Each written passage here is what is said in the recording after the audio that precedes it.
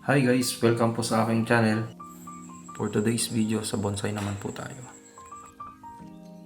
Ang materials na ipipicture natin ngayon ay bougainvillea. Kwento lang tayo ng konti kung ano yung mga ginawa natin sa kanya. Di ko na po nahanap yung ibang picture niya kaya dito na tayo mag-start.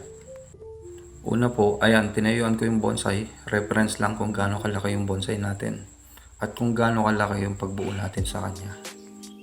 Sa paggawa ng bonsai, ginagamitan po natin siya ng wire.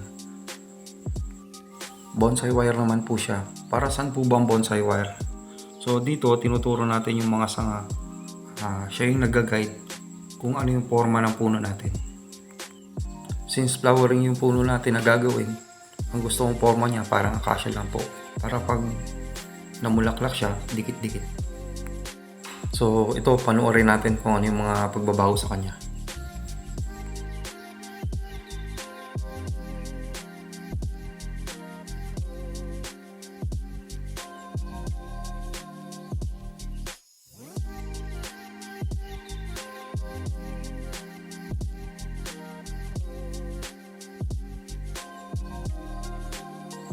Ito naman, tanong ng karamihan, bakit ba natin kinakalbo or dinidifoliate ang puno natin?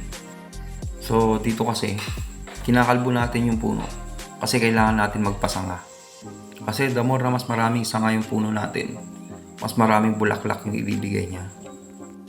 At dito, unti-unti nating nabubuo yung materyales para maging puno.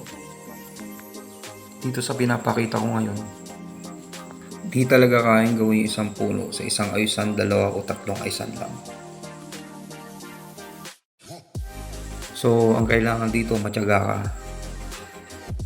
Kasi sa paggawa ng puno, talagang taon yung ginugugol natin para mabuo siya.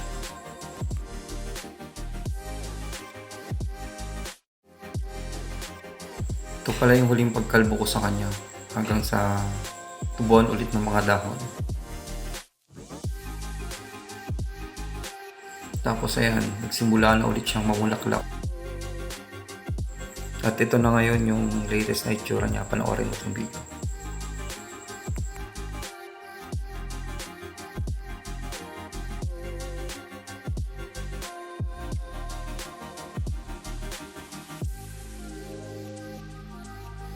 Diba? Good morning lagi. Pag ganito yung nakikita mo.